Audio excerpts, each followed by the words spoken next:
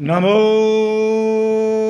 અરિહંતાણં નમો સિદ્ધાણં નમો આયરિયાણં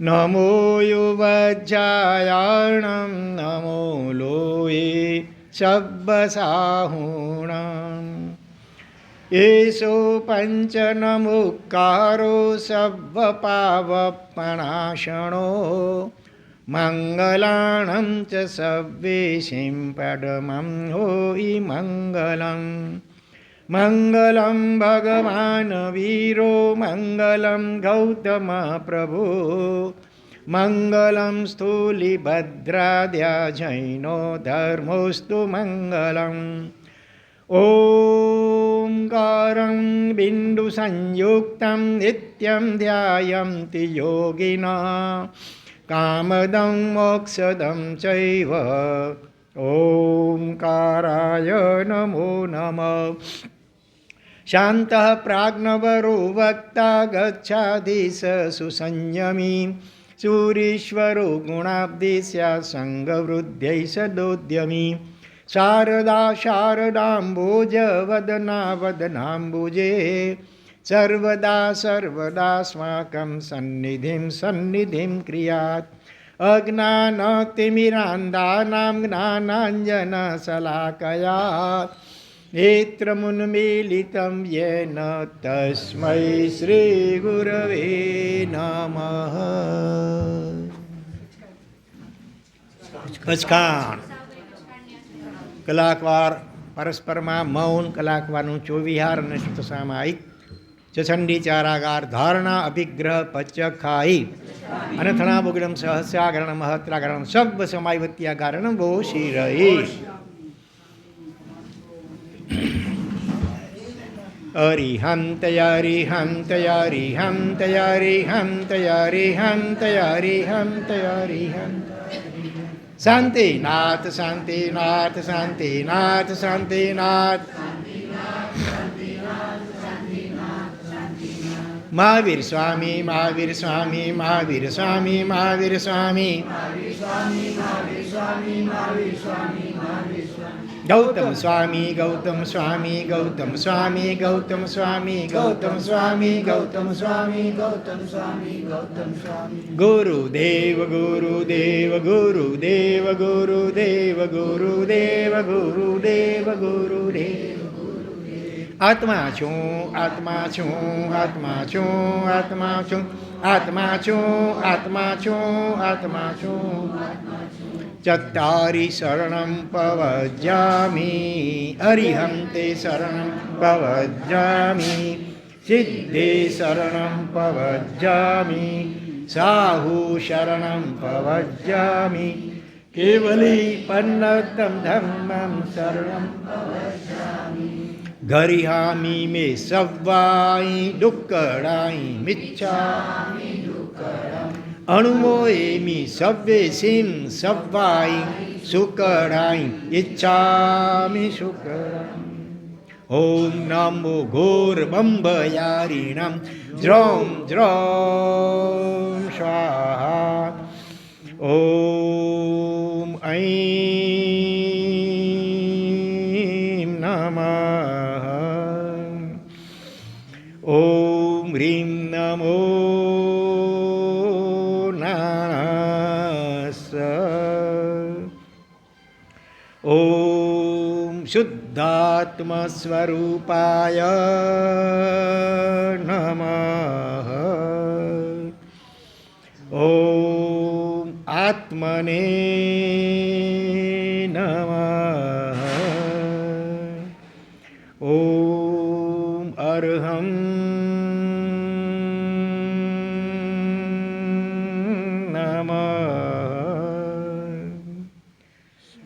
સોહં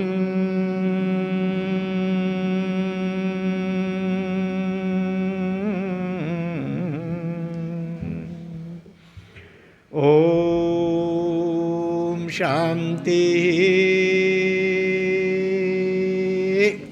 શાંતિ શાંતિ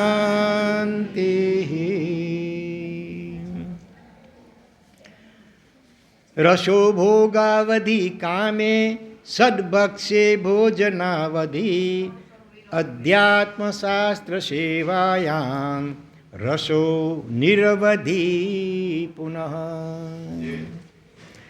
જૈન શાસનના મહાન જ્યોતિર્ધર મહોપાધ્ય શ્રી યશો વિજયજી મહારાજ અધ્યાત્મસાર ગ્રંથ રત્નની અંદર પ્રસ્તુત શ્લોકમાં બહુ મહત્ત્વની વાત કરી રહ્યા છે. દરેક જીવને રસ કોઈને કોઈ રીતનો રસ જોઈએ છે, પણ સંસારના બધા રસો ક્ષણિક છે. ઘડીભર માની લી રસ આવે છે, મજા પડે છે, પણ એ મજા ક્ષણિક છે અને મજાની સજા બહુ મોટી ઘણીવાર થતી હોય છે. આ શ્લોકમાં એમ કહ્યું, રસો કામ ભોગાવધિ કામે. કામ એટલે પાંચેય ઇન્દ્રિયના વિષયો, એનો જીવ ભોગવટો કરતો હોય તો એ ક્યાં સુધી હોય? જ્યાં સુધી ભોગવટો ચાલુ હોય ત્યાં સુધી. એ તો એ સુખનો આભાસ, સાચું સુખ નથી, પણ ઘણીવાર માની લઈએ જીવને રસ પડે છે, મજા આવે છે, પણ એ ક્ષણિક છે. જ્યાં સુધી કોઈ પણ ઇન્દ્રિયનો પોતપોતાના વિષયની સાથે સંપર્ક હોય એટલી વાર પૂરતું ક્ષણનો સુખનો આભાસ માત્ર થાય છે, પણ પરિણામે બહુ ભયંકર દુઃખો ભોગવવા પડે, આ લોકમાં પણ ને પરલોકમાં. આગળ વધીને કહ્યું, સદભક્ષ્યે ભોજનાવિધિ. સારામાં સારું મનગમતું કોઈ પણ ભોજન, કોઈ પણ આઈટમો થઈ હોય ભોજનની, તો એમાં ઉત્પન્ન થતો રસ એ ક્યાં સુધી? રસો સદભક્ષ્યે રસો ભોજનાવધિ. ભોજનની અવધિ જ્યાં જીભ ઉપર હોય ત્યાં સુધી, આખું ભોજન સુધી ખાલી જીભ ઉપર હોય, જરાક નીચે કે એટલે ખલાસ. ટૂંકમાં પાંચેય ઇન્દ્રિયના વિષયોના ભોગવટામાં જીવને જે રસની અનુભૂતિ થતી હોય છે એ બધી ક્ષણિક છે. જ્યારે આપણને તો કેવો જોઈએ છે? પરમેનન્ટ જોઈએ છે. તો એવો રસ શેમાંથી મળે? તો કે અધ્યાત્મ શાસ્ત્ર સેવાયામ રસો નિરવધિ પુનઃ. અધ્યાત્મ શાસ્ત્ર જેમાં આત્મા સંબંધી વર્ણન હોય, આત્માનું સ્વરૂપ, એના ગુણો, એનો મહિમા, એનું વર્ણન હોય, એવા અધ્યાત્મ શાસ્ત્રનો સ્વાધ્યાય કરતાં કરતાં, વાંચન, શ્રવણ, મનન વગેરે કરતાં કરતાં જે આનંદ અથવા જે રસ અનુભવાય છે એ નિરઅવધિ, નો લિમિટ, અનલિમિટેડ. અવધિ એટલે મર્યાદા, લિમિટ. નિરવધિ એટલે જેમાં કોઈ મર્યાદા નથી. કલાકોના કલાકો ક્યાંય પસાર થઈ જાય ખબર પણ ન પડે. આ અધ્યાત્મ શાસ્ત્રનું શ્રવણ મનનમાંનું ફળ બતાવ્યું. બાકી આત્મરમણતા થઈ જાય તો ભયો બેડો પાર થઈ જાય. પણ એ આત્મ રમણતા સુધી પહોંચવા માટે પહેલાં આત્માનું સ્વરૂપ, એનો મહિમા, એનો ગુણો વગેરે વારંવાર જુદા જુદા એંગલથી પણ શ્રવણ કરી અને મગજમાં બરાબર સ્થિર કરવું પડશે. કારણ કે અનાદિકાળથી જીવને કેવી ભ્રાંતિ છે કે શરીર એ જ હું છું જાણે. શરીરથી ભિન્ન આત્મા, એનો સ્વપ્ને પણ વિચાર જીવને ભાગ્યે જ આવતો હોય છે. એટલા માટે એક બે વાર સાંભળી કે વાંચી લેવાથી કામ પતશે નહીં. રોજ વારંવાર આ બધી વાતો, આધ્યાત્મિક વાતોને સાંભળવી પડશે, વિચારવી પડશે. અને માટે જ આપણે ગઈકાલથી અધ્યાત્મ સાર એ શીર્ષક હેઠળ જુદા જુદા અનેક આત્મજ્ઞાન, નજીકના ભૂતકાળમાં થઈ ગયેલા અનેક એવા આત્મજ્ઞાની મહાપુરુષો જેમણે આત્માને અનુભવ્યો, આત્માના પરમ આનંદનો જેમણે અનુભવ કર્યો, એવા મહાપુરુષોના અંતરમાંથી અનુભવ ગર્ભિત જે સહજપણે ઉદ્ગારો સરી પડ્યા છે, જે વચનામૃતો એમના મુખારવંડમાંથી નીકળ્યા છે, આપણે એના સ્વાધ્યાયનો મંગલ પ્રારંભ ગઈકાલથી કર્યો છે. એમાં આજે આપણે આગળ વધીએ. હે જીવ, થવું હોય તો આત્મતલ્લીન થજે. લીનતા એકને ગમે છે, પણ મોટે ભાગે વિષયોમાં લીનતા. બરાબર? વિષયમાં પણ સુખનો અનુભવ કેમ થાય છે કે એટલી વાર પૂરતું પણ બીજા આડા આવડા વિકલ્પો ઓછા કે શાંત થઈ જતા હોય છે. કોઈ પણ ખાવા પીવાનું, જોવાનું, કંઈ પણ એવું એક વિષય લઈ લો, એમાં થોડી વાર મારી ચિત્તવૃત્તિ લીન બને છે. માટે બીજા બધા એ સિવાયના વિકલ્પો બધા થોડી વાર માટે શાંત થઈ જાય છે. એટલે જીવને સુખનો અનુભવ થાય છે. પણ એ વિષયમાં આવતી તલ્લીનતા સરવાળે જીવને વધુને વધુ અતલ્લીન બનાવે, એટલે કે વધુને વધુ ચંચળ અને મલિન બનાવે છે. માટે વિષયોના ભોગવટા દ્વારા ઉત્પન્ન થતી ક્ષણિક તલ્લીનતા એ ઈચ્છવા યોગ્ય નથી. પરંતુ આત્મતલ્લીનતા, પોતાના પરમ આનંદમય શાંત સ્વરૂપમાં નિર્વિકલ્પ થઈને લીન થવાય તો એ સરવાળે ઉત્તરોત્તર આત્માને હિતકારી છે. બરાબર? એટલે કે હે જીવ, થવું હોય તો આત્મતલ્લીન થજે. બીજે ક્યાંય રૂપિયાની નોટો ગણવામાં કે પાંચ ઇન્દ્રિયના કોઈ પણ વિષયમાં તલ્લીન થઈશ નહીં, કારણ કે અન્યત્ર ક્યાંય લીન થવું એટલે શું? આત્મવિસ્મરણ કરવું, પોતાની યાદ ભૂલી જવાનું, બરાબર ને? ઉપયોગ તો એક સમય એક ચીજમાં રહી શકે, તો પર પદાર્થોમાં કેમાં પણ જીવ તલીન થશે એટલો સમય આત્માનું વિસ્મરણ. અને ભગવાન તો કહે છે સમયમ ગોયમ મા પમાય. એ ગૌતમ સ્વામીના માધ્યમથી આપણને સૌને કહ્યું છે એક સમય માત્રનો પણ પ્રમાદ કરવા જેવો નથી. ત્યાં પ્રમાદનો અર્થ શું? આત્મવિસ્મરણ. બરાબર, હું આત્મા છું એ ખ્યાલ ચૂકાઈ જાય અને કોઈ પણ પર પદાર્થમાં લીનતા આવે એને પ્રમાદ જ્ઞાનીઓ કહે છે. આપણે પ્રમાદ એટલે આળસુ થઈને પડ્યા રહેવું, સૂતા રહેવું, લેટ્યા રહેવું, કલાકો સુધી ગોર્યા કરું, એને જ માત્ર પ્રમાદ સમજીએ છીએ. એ તો પ્રમાદ છે જ ભલે, પણ આત્માનો લક્ષ્ય ચૂકાઈ જાય, હું આત્મા છું એ ભૂલી જવાય, આનું ફલાણા ભાઈ બહેન વગેરે છું, એ પોતાના નામ સાથેનું તાદાત્મ્ય થાય તો એ બધું જ પ્રમાદ છે. ભલે જીવ ખુલ્લી આંખે ઊભો હોય, બેઠો હોય, ચાલતો હોય કે દોડતો હોય, પણ એ બધો જ પ્રમાદ છે. આત્મવિસ્મરણ એ જ મોટો પ્રમાદ છે.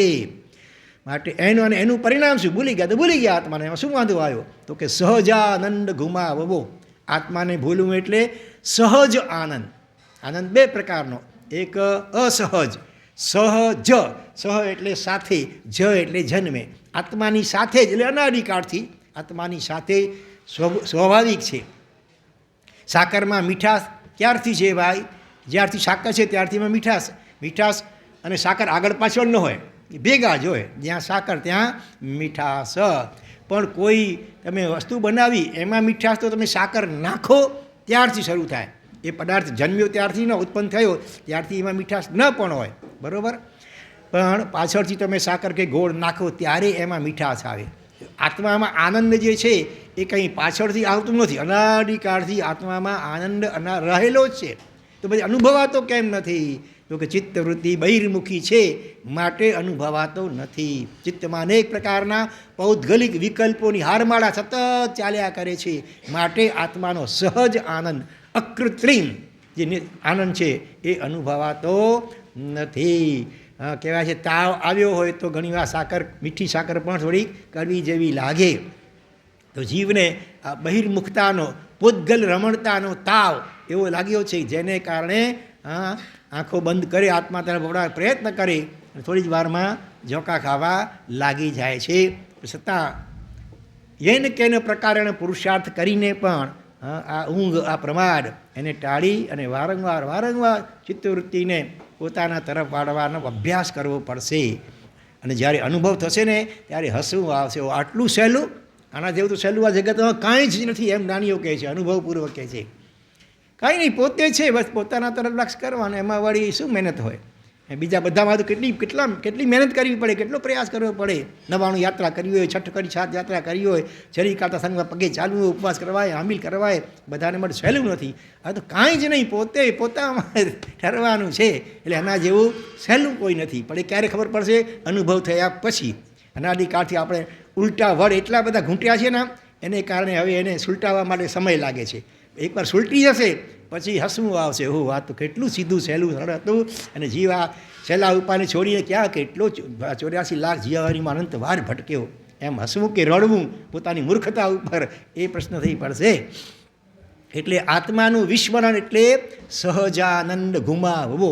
આત્મામાં સહજ આનંદ ભરપૂર પડ્યો છે, અખૂટ અને અનંત આનંદ એનું ને ગુમાવવા તુલ્ય છે. અને એનું પરિણામ શું? તો કે પરિણામે નિશ્ચય દુઃખ છે અને દુર્ગતિ છે. વર્તમાનમાં દુઃખ અને ભવિષ્યમાં દુર્ગતિની પરંપરા. માટે આત્મા સિવાય ક્યાંય લીન થવા જેવો નથી. શ્રાવણ મહિનો આવશે, વૈષ્ણવો તો કરે તો સમજ્યા ભાઈ, પણ આપણા કહેવાતા જૈનો એમાં ભળી જાય, પડ મંડીને વે હવે ને. સ્વાધ્યાયને માટે કહેવામાં આવે ગુરુવારના સામાયિક છે સ્વાધ્યાય, તો કેટલી સંખ્યા થઈ હતી? 21 જણા. બાકીના અને પોડ મંડી જેવો હોય તો નેરે મજા. એટલે આત્મા સિવાય ક્યાંય લીન થવા જેવું, મેળાવા કરવામાં, ગપાટા મારવામાં, નિંદા કુથલી કરવા કે સાંભળવામાં, ટીવી મોબાઈલ કે એમાં ક્યાંય લીન થવા જેવું નથી પોતાના આત્મા સિવાય. બહુ જ જ્ઞાનીઓ ગંભીરતાથી પોતે અનુભવીને કહી રહ્યા છે, કરુણાપૂર્વક કહી રહ્યા છે, પોકારીને કહી રહ્યા છે. તો એ જીવ જાણે બેરું હોય, બેરા કાને અથડાઈ શબ્દોને પાછા ચાલ્યા જાય, અહીંથી નીકળી જતા હોય છે, અંદરમાં જતા નથી. તે સિવાય ઠેકાણું પડશે નહીં. આગળ કહે છે, હે સાધક છો ને ભાઈ, બધા એ સાધના શરૂ કરી છે કે નહીં? તો સાધક કહેવાય. હા, આરાધક અને સાધકમાં ફરક છે થોડોક. હો, શરીરથી જે સારી ક્રિયાઓ કરાય, વાણીથી સૂત્રો સારા બોલાય વગેરે બધી આરાધનામાં જાય. અને સાધનામાં તો નિર્વિકલ્પ થવા માટે જે અભ્યાસ કરાય, આત્મામાં ઠરવા માટે અભ્યાસ કહેવાય, એને સાધના કહેવાય. આરાધના પણ ઉપયોગી છે, પણ સાધના એના કરતાં પણ ચડિયાતી વાત છે. તો હે સાધક, શરૂ કરજો. ભલા હવે રોજ પૂછીશું, રોજ કોણ વધારે સમય બસ આંખો બંધ કરી શાંત બની અને અંતરમાં ઠરવા માટેનો અભ્યાસ. શરૂઆતમાં માનસિક તમે કોઈ પણ જપ કરી શકો. નાનકડો મંત્ર લઈ લો, અરહમ નમઃ, અરહમ નમઃ. બોલો નહીં, હોઠ પણ ન ફફડે, જીભ પણ ના લે, પણ અંદરમાં સ્મરણ, માનસિક સ્મરણ ચાલુ રહે. બરાબર? તો એ રીતે વધુ સમય સુધી કોણ બેસી શકે છે? 10-15 મિનિટ, અડધો કલાક, 2 ઘડીનું સામાયિક. 24 કલાકમાં સળંગ ભલે એકી સાથે નહીં, કટકે ભલે અડધો કલાક કે 5 કલાકથી ઓછામાં ઓછો 5 કલાક ગણવાનો. બરાબર? એ રીતે વધુ ને વધુ મિનિટો. બરાબર?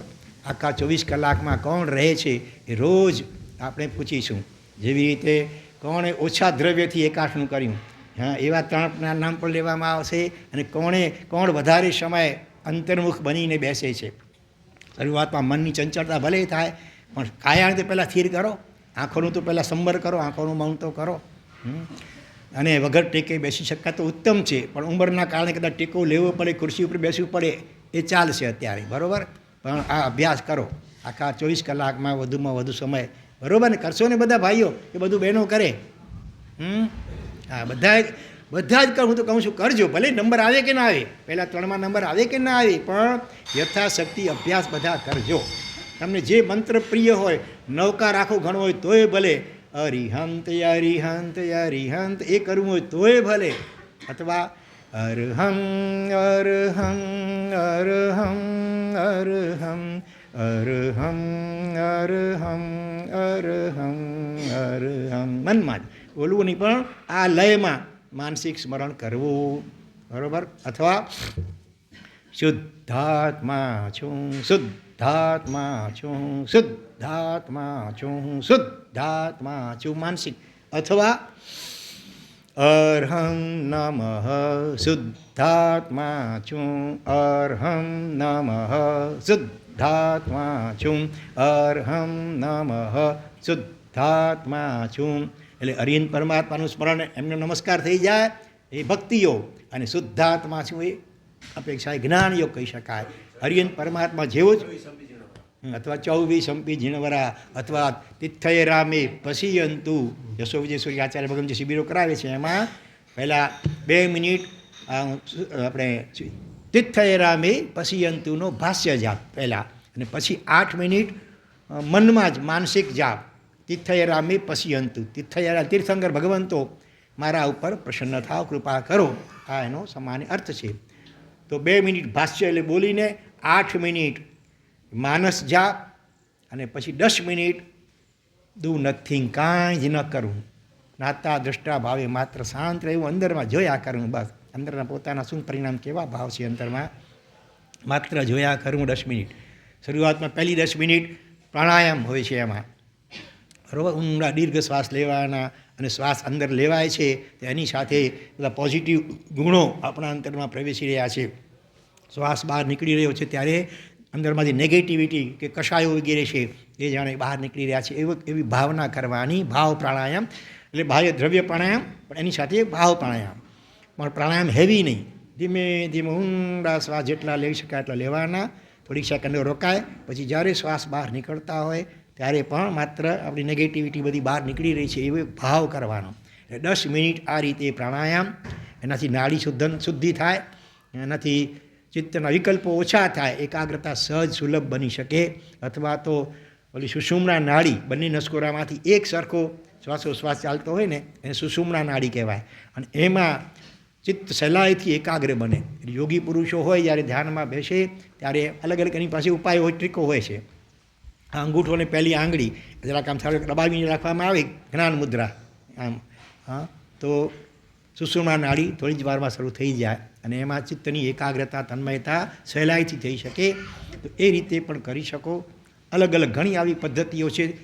કોઈ બીજી પદ્ધતિથી પણ અભ્યાસ કરતા હોય તો કરજો. કોઈ પણ તમને જે રૂચે, જે સાંભળ્યું હોય, વાંચ્યું હોય, કે તમે અભ્યાસ કરી રહ્યા હો એ પદ્ધતિ પણ કંઈક કરો. ખાલી સાંભળીને સંતોષ માનો નહીં. ભલે લીટા તાણવા જેવું ત્યાં શરૂઆતમાં આપણે એકડું ઘૂંટ્યા તો કેટલા લીટા તાણ્યા, કેટલી સ્લેટો ભાંગી, પેનો ભાંગી હતી, અને આજે ફટફટાટ આમ લખી રહી છે ને. બસ એવી જ રીતે દરેક ચીજમાં એવું હોય. શરૂઆત હોય ત્યારે ઘણી ભૂલો પણ થાય, પણ વાંધો નહીં.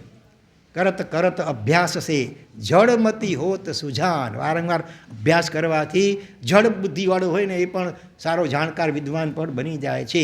ચાર ચાર ગાઉ ચાલતા લાંબો પંથ કપાય. કવિતા શીખ્યા હતા નાનપણમાં. હા, ભણતા પંડિત નીપજે, લખતા લઈયો થાય. ચાર ચાર ગાઉ ચાલતા લાંબો પંથ કપાય.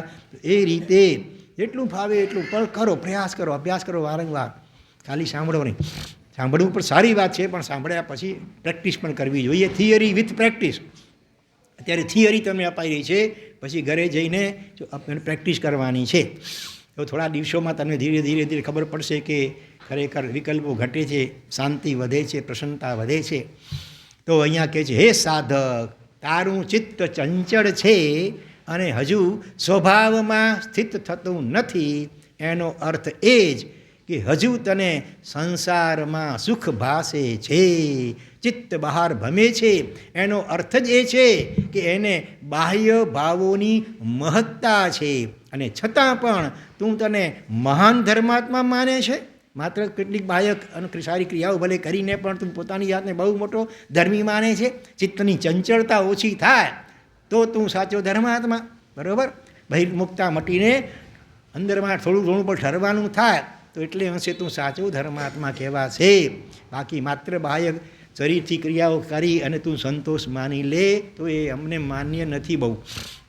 હે સાધક, તારું ચિત્ત ચંચળ છે ને હજી સ્વભાવમાં, પોતાના આત્મ સ્વભાવમાં સ્થિત થતું નથી. એનો અર્થ શું? હજી ઘડી ઘડી શેના વિચારો આવે છે? કંઈક ને કંઈક બહાર પદાર્થમાં આવે છે ને, બહાર ગમતી ઘટનાઓ, પ્રસંગો, એટલે એનું તને તારા ચિત્તમાં મહત્ત્વ વધારે છે. દુનિયાભરના બધા જ પ્રશ્નો છે ને તમારા જીવનના, ક્યાં સુધી આંખ ખુલ્લી છે ત્યાં સુધી આપ મુવા પીછે ડૂબ ગઈ દુનિયા. પછી કોના છોરું ને કોના વાછરું, કોના માય ને કોના બાપ. અંતકાળે જાવું જીવને એકલું, સાથે પુણ્યને પાપ.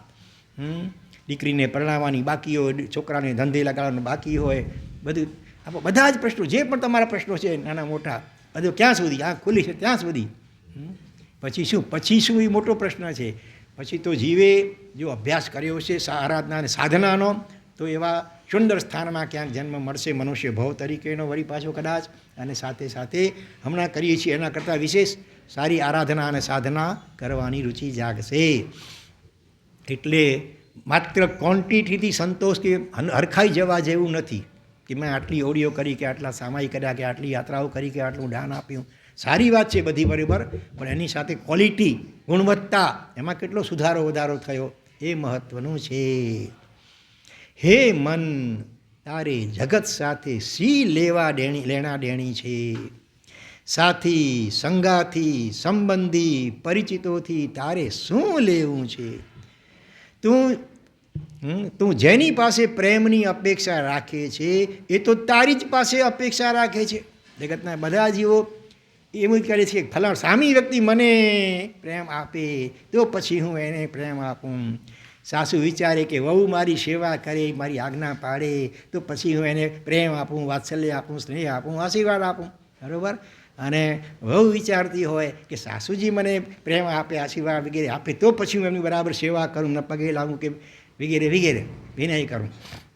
એટલે બધું દરેક જીવ મોટે ભાગે એમ ગુરુ શિષ્ય વચ્ચે હોય, ભાઈ ભાઈ વચ્ચે, પિતા પુત્ર વચ્ચે, માતા દીકરા વચ્ચે, પતિ પત્ની વચ્ચે, દરેક જણ સામી વ્યક્તિ પાસેથી અપેક્ષા રાખે છે. જ્ઞાનીઓ કહે છે તું જેવી સામી વ્યક્તિ પાસેથી અપેક્ષા રાખે છે ને એવો વ્યવહાર તું પહેલાં શરૂઆત કર સામી વ્યક્તિ પ્રત્યે.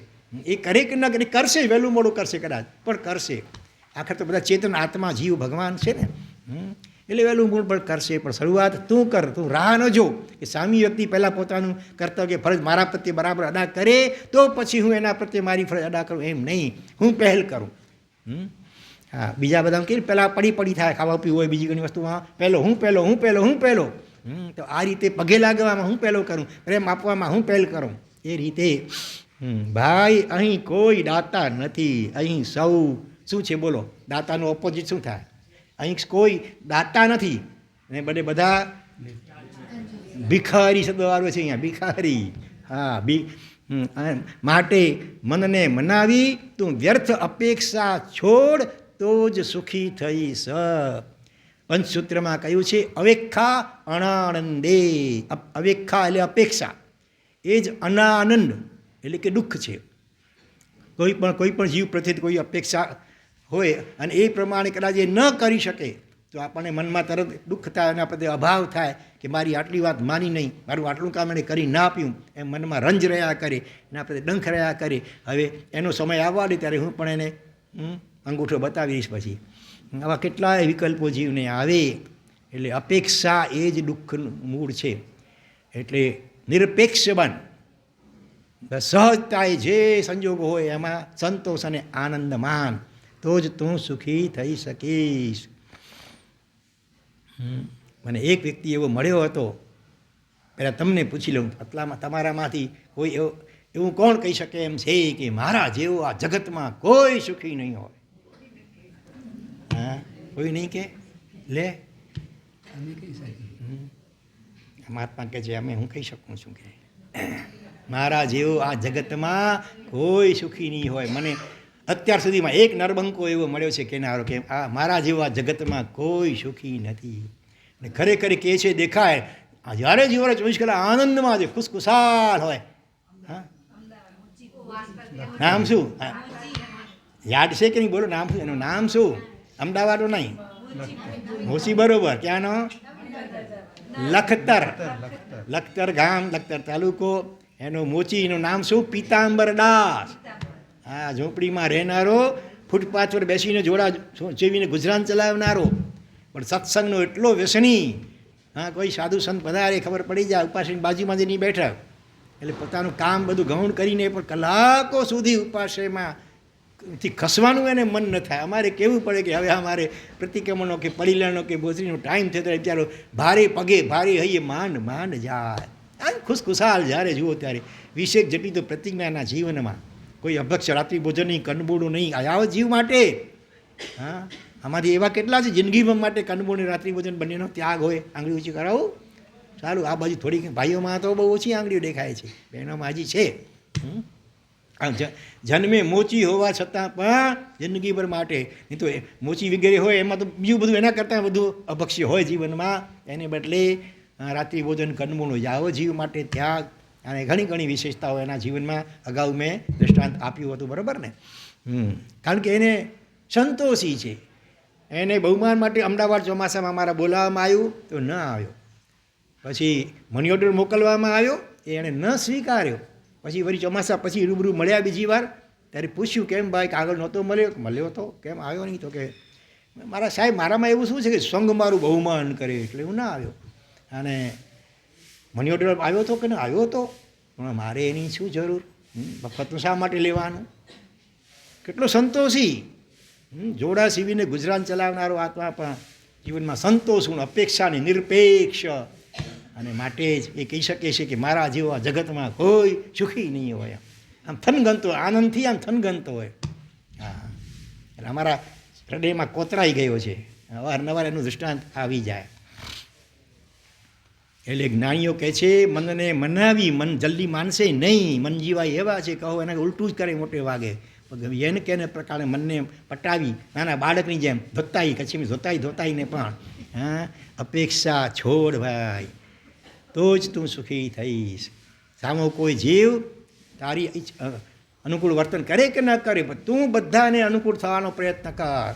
તારા સંપર્કમાં જે કોઈ પણ આવે, જેની સાથે રાત દિવસ ઘરમાં કે પડોશમાં તારે રહેવાનું હોય, આપણા નિમિત્તે બધાને સંતોષ, પ્રસન્નતા અને આનંદ કેમ થાય, આ લક્ષ્ય ખાસ રાખવાનું.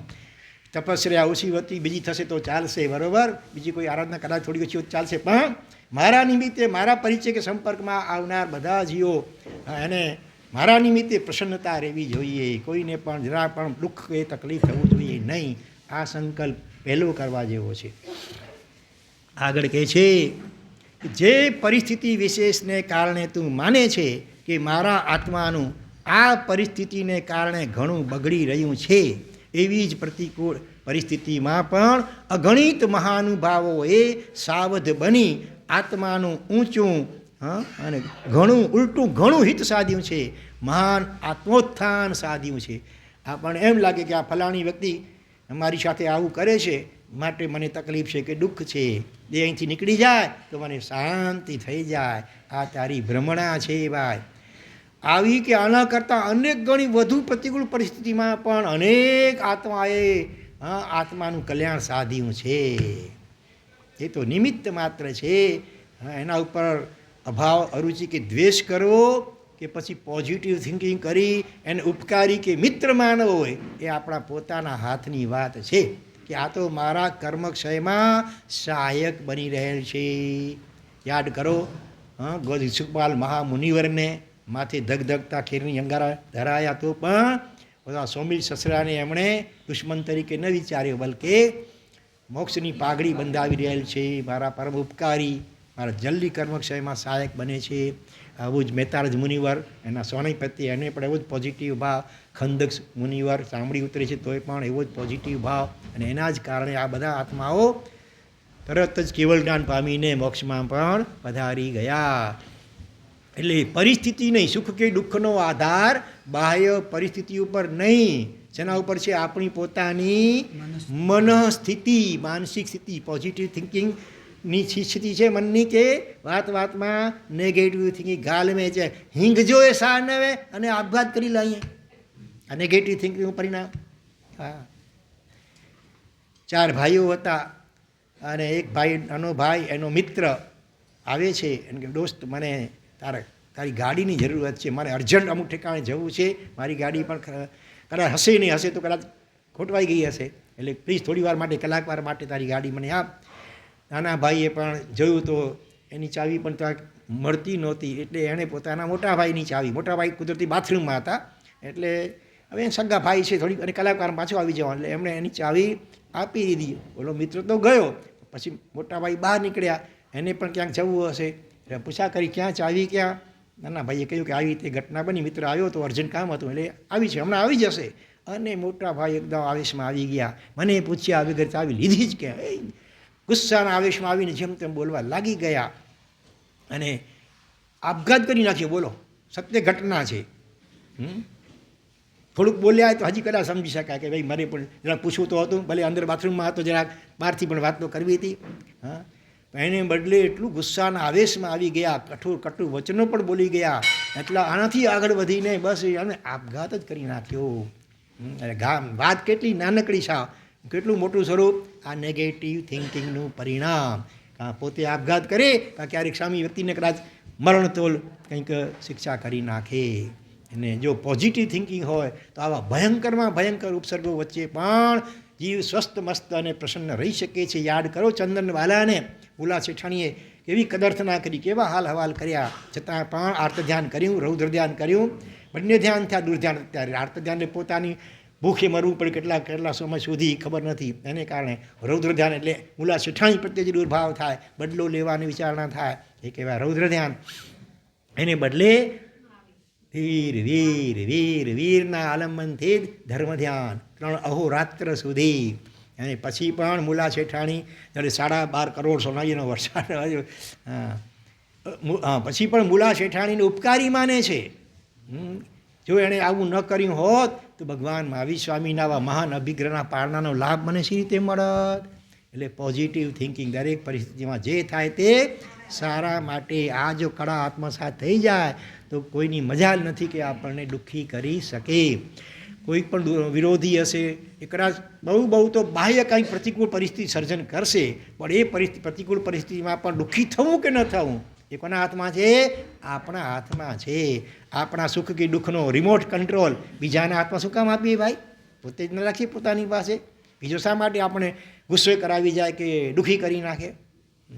બહુ તો બાહ્ય પ્રતિકૂળતાઓ ભલે સર્જે, એની વચ્ચે પણ આપણે ધારીએ ગુલાબ જુઓ ને, કાંટાઓની વચ્ચે પણ કેવું આમ કોમળ ગુલાબ ખીલી રહ્યું, હસી રહ્યું, સુગંધ ફેલાવી રહ્યું છે. એ ફરિયાદ નથી કરતું, એ કુદરત તું એ કેવી છે સાવ કે મારી ચારે બાજુ આવા કાંટા તે ભોંકી ઉત્પન્ન કરી દીધા. બે મિત્રો હતા, બંને જણા ગુલાબના ગાર્ડનમાં ગયા છે. નેગેટિવ થિંક વાળો મિત્ર હતો, એ તો કુદરતને કોસે છે અને ઠપકો કે આપે છે, ગાળો આપે છે. કુદરત તું કેવી મૂર્ખ છે સાવ, કે આવા ફૂલની વચ્ચે પણ કેવા અણીદાર તે કાંટા આવા ઉત્પન્ન કરી દીધા. એમ કરીને કુદરતને ઠપકો આપે છે અને મનમાં દુઃખી થાય છે. પોઝિટિવ થિંકિંગ કરનારો એનો મિત્ર પણ એ જ વખતે એની સાથે હતો અને એ કુદરતને ધન્યવાદ આપ, વાહ કુદરત કમાલ છે તારી, હા, કે આવા અણીદાર કાંટાની વચ્ચે પણ તે કેવા કોમળ અને સુગંધિત આવા પુષ્પો ખીલવી દીધા. પરિસ્થિતિ બંને માટે એક સરખી હતી, પણ નેગેટિવ થિંકિંગવાળો દુઃખી થાય છે. એ જ પરિસ્થિતિમાં પોઝિટિવ થિંકિંગવાળો પ્રસન્નતાનો અનુભવ કરી કુદરતને પણ ધન્યવાદ આપે છે. એટલે પરિસ્થિતિના બાના નક્કી કરીએ કે હવે પરિસ્થિતિનું બાનું નહીં કાઢીએ કે વહુ આમ કરે છે, કે સાસુ આમ કરે છે, કે દેરાણી આમ, કે જેઠાણી આમ, કે નણંદ આવી, કે ભોજાઈ, કાંઈ નહીં, તું કેવો છે જોને પહેલાં. એ ગમે એવા તું સારું વર્તન કર, જો ચમત્કાર. થોડી ધીરજ રાખવી પડે. હા, બહુ પરિસ્થિતિ વણસી ગઈ હોય આમને સામને તો તરત કંઈ તમે પોઝિટિવ વર્તન શરૂ કર્યું, તરત રિઝલ્ટ ન દેખાય, થોડી ધીરજ જોવી પડે. ખેતરમાં બીજ વાવો તરત ફળ આવી જાય? હા, રાહ જોવી પડે કે નહીં? તમે પોઝિટિવ વાણી વ્યવહાર અને મનમાં પણ થિંકિંગ, સામી વ્યક્તિ માટે પોઝિટિવ થિંકિંગ, પોઝિટિવ વાણી, બીજે આ કોઈની આગળ ટીકા ટિપ્પણી કરવી નહીં, અને પોઝિટિવ વ્યવહાર, મોકો શોધતા રહેવાનો. જ્યારે મોકો મળે એટલે પોઝિટિવ વ્યવહાર કરી રહેવાનો. કંઈ ઘરમાં સારો પ્રસંગ હોય એને સારું કંઈક પણ મોકલવાનું. પરીક્ષાના દિવસો આવે મિચ્છામી દુક્કડમ કરી લેવાનું. ભલે એ આપણે કરે કે ન કરે એની ચિંતા નહીં કરવાની, આપણે એવા મોકા શોધતા રહેવાના. હા, આપણે ત્યાં પ્રસંગ હોય કે સામી વ્યક્તિના ઘરે પ્રસંગ હોય, હા, એ વખતે પણ આપણે કંઈક ને કંઈક ગિફ્ટ વગેરે મોકલાવીએ તો દાન વસ્તુ એવી છે દુશ્મનને પણ દોસ્ત બનાવી શકે છે. બરાબર? ચાલો, તો આ રીતે આ છે અધ્યાત્મ સાર. એની અંદર આજે આટલી વિચારણા કરી. વિશેષ અગ્રે વર્તમાન, વળી પાછા બપોરે પણ આ જ વિષય આગળ ચાલશે. જેમને અનુકૂળતા જરૂર પધારજો. ગઈકાલે થોડી સારી સંખ્યા હતી. મને સહેજ વિચાર આવ્યો છે કે ત્યાં જે આપણે રાખીએ છીએ ક્યારેક વરસાદ આવી પણ જાય, એના કરતાં અહીંયા બાજુમાં જે ઉપાસે છે B2માં છે એમાં, હા, તો ત્યાં રાખીએ તો ચાલશે ને, નજીકમાં જ છે. તો આજથી આપણે પ્રયત્ન કરીએ છીએ બપોરે 4 થી 5 જે આપણી વાંચના છે એ B2માં ઉપાશ્રયમાં રાખીશું. બરાબર? ઓમ શાંતિ શાંતિ શાંતિ.